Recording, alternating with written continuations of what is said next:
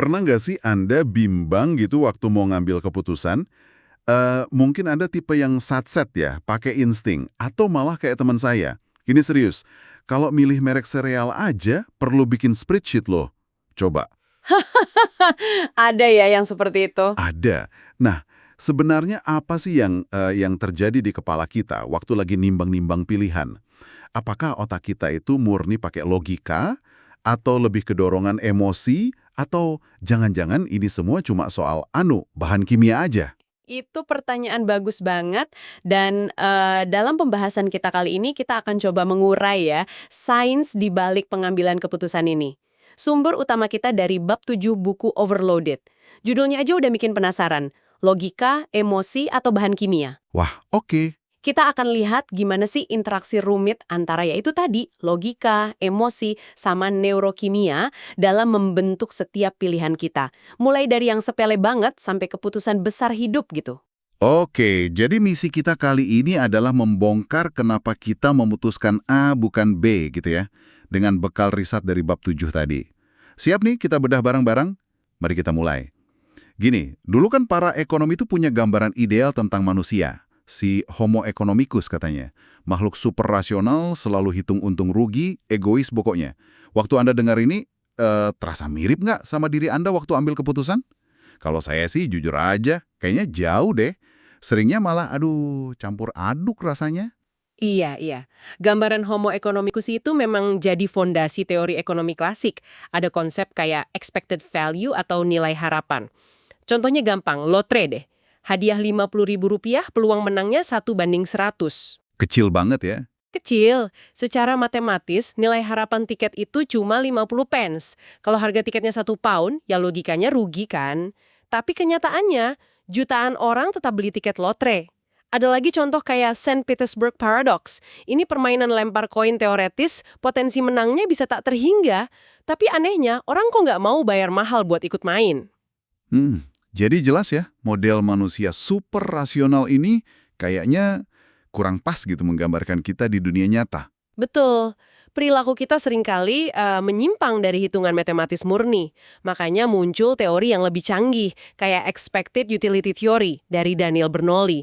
Dia bilang gini, nilai itu subjektif. Uang 1.000 pound mungkin gede banget buat seseorang, tapi ya biasa aja buat miliarder. Masuk akal. Teori ini juga masukin faktor selera resiko. Ini udah lebih baik, tapi kok masih ada yang aneh? Misalnya, kenapa ya rasanya kehilangan, katakanlah 5 juta itu jauh lebih nyesek gitu daripada senengnya dapat 5 juta. Padahal angkanya sama persis. Nah itu dia, saya juga ngerasa gitu. Ini nunjukin ada sesuatu selain kalkulasi logis murni yang bekerja di otak kita, bukan sekedar mesin hitung. Nah, ini dia intinya. Kalau bukan cuma logika, terus apa dong?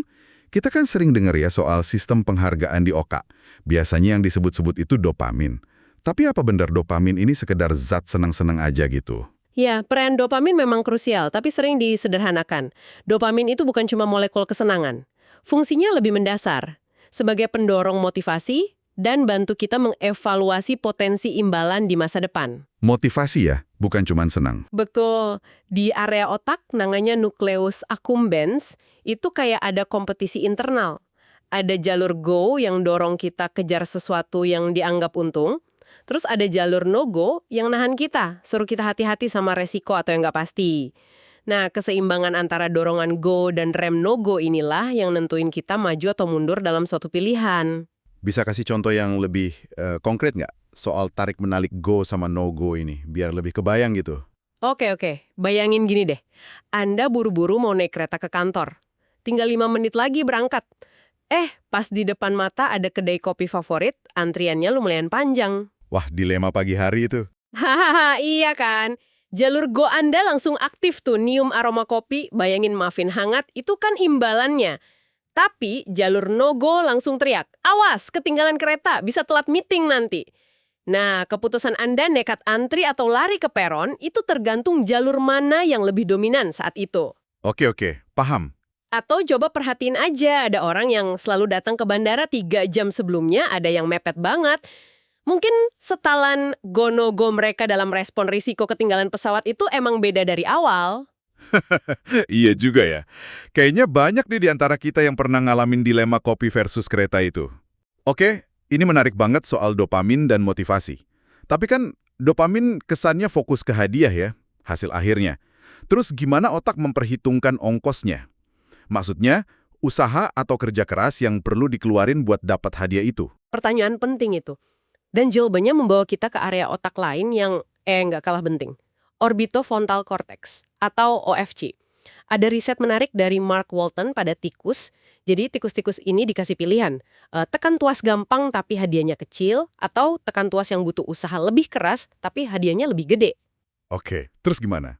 Ternyata, neuron-neuron di OFC tikus ini secara aktif ngelacak nilai bersih dari pilihan itu. Jadi, OFC ini kayak ngitung untung rugi, udah memperhitungkan biaya usaha dibanding besarnya hadiah. Wah, kayak akuntan internal gitu ya? Bisa dibilang gitu. Ini beda sama nukleus accumbens yang tadi, yang lebih sensitif pada kejutan hadiah. Jadi seberapa besar hadiah itu melebihi ekspektasi kita. OFC lebih ke kalkulasi nilai bersihnya. Oke, jadi otak kita punya penghitung untung rugi di OFC yang nimbang usaha dan hasil. Cukup rasional ya kedengarannya.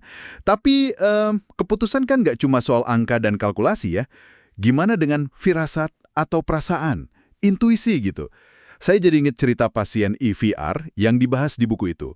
Dia kan kena kerusakan otak di bagian depan, IQ-nya sih normal, tapi kok jadi nggak bisa mutusin hal sepele kayak milih baju atau tempat makan?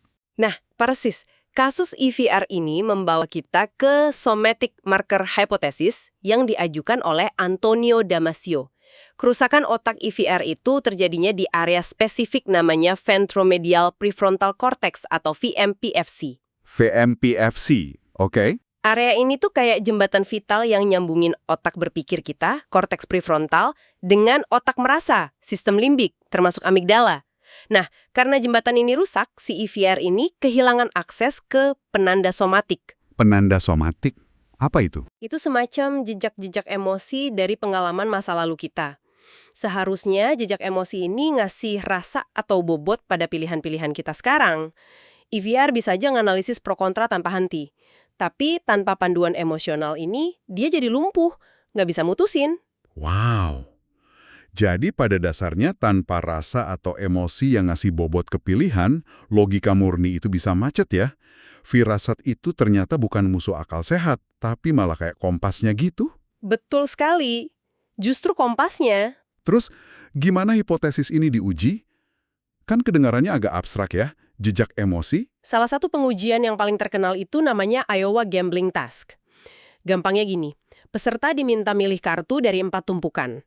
2 tumpukan itu deck buruk. Hadiah awalnya gede, tapi hukumannya juga gede dan sering. Jadi totalnya rugi. Jebakan Batman ya. Bisa dibilang gitu.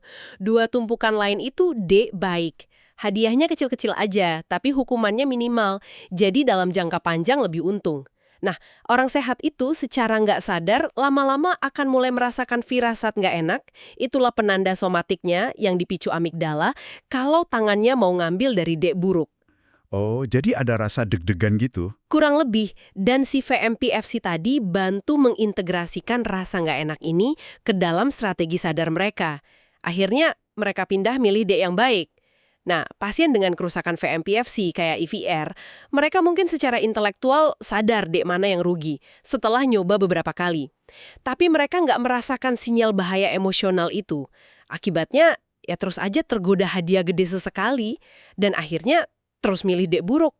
Wah. Dan VMPFC jadi kunci integrasinya. Wah, makin jelas ya sekarang betapa rumitnya campuran antara kalkulasi nilai, motivasi dari dopamin, terus panduan emosi ini. Selain dopamin tadi, ada lagi nggak sih pemain kimiawi lain di otak yang ikut campur secara signifikan dalam keputusan kita? Serotonin juga sering diteliti, tapi perannya dalam konteks keputusan ini kayaknya lebih kompleks dan belum sepasti dopamin. Ada beberapa studi yang nemuin kalau SSRI, itu obat antidepresan yang ningkatin serotonin, bisa memperbaiki performa orang di Iowa Gambling Task tadi. Oh iya. Tapi studi lain kok nggak nemuin efek yang sama, jadi masih ada perdebatan gitu. Mungkin serotonin lebih terkait sama kontrol impuls atau kemampuan kita ngevaluasi dampak jangka panjang dari pilihan. Tapi ini masih perlu riset lebih lanjut. Yang jelas perannya nggak sefrontal dopamin kalau soal penghargaan dan motivasi. Oke, jadi serotonin masih agak abu-abu ya perannya. Sekarang gimana kalau faktor eksternal kayak stres? Kita semua kan tahu ya rasanya bikin keputusan pas lagi stres berat. Apakah stres ini benar-benar bisa mengacaukan sistem pengambilan keputusan kita yang udah kompleks ini? Oh, salah gisa. Stres, apalagi stres akut ya yang datang tiba-tiba, itu terbukti secara signifikan mengubah cara kita milih. Ada eksperimen cerdik nih buat buktiinnya. Jadi, peserta diminta rendam tangan di air es, ini prosedur standar buat micu stres fisik di lab, sambil main game komputer metik apel dari pohon virtual. Tujuannya ya kumpulin apel sebanyak mungkin. Terus hasilnya gimana? Yang stres metik lebih banyak. Justru enggak. Hasilnya, orang yang stres cenderung kejebak lebih lama di satu pohon. Mereka terus metik di situ, meskipun apelnya udah makin dikit. Ini namanya overexploitation. Padahal, kalau mereka mau pindah ke pohon baru yang masih lebat, total apel mereka bakal lebih banyak. Loh, kenapa bisa gitu ya? Kok stres malah bikin kita jadi kayak males pindah atau terlalu fokus sama yang udah ada di depan mata? Aneh juga. Ada beberapa penjelasan yang mungkin. Pertama, mungkin stres bikin kita ngerasa lingkungan sekitar jadi lebih keras atau nggak menentu. Jadi, ya lebih aman bertahan sama yang udah dikenal aja. Masuk akal sih. Kayak mode bertahan hidup ya. Bisa jadi. Atau bisa juga stres bikin kita jadi bias sama informasi positif. Jadi fokusnya cuma ke fakta loh, ini kan masih dapat apel sambil ngabaikan data kalau hasilnya udah menurun drastis. Ada juga kemungkinan bias untuk nggak bertindak. Inaction bias. Pindah pohon kan butuh usaha ekstra lagi. Males mikir gitu ya kalau lagi stres. Mungkin juga. Atau fokus kita menyempit, jadi sangat terpaku pada saat ini. Dapat apel sekarang dan kurang mempertimbangkan hasil jangka panjang. Plus, hubungan stres sama dopamin itu juga rumit. Bisa naik, bisa turun, tergantung jenis stresnya. Respon hormon stres kortisol tiap orang juga beda-beda. Dan ini pengaruh ke toleransi resiko mereka pas lagi stres. Intinya sih, stres jelas ganggu kejernihan kita dalam menimbang pilihan.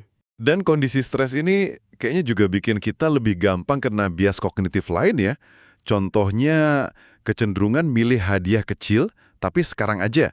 Daripada hadiah lebih gede tapi mesti nunggu. Saya yakin banyak deh yang ngerasa begini. Betul sekali.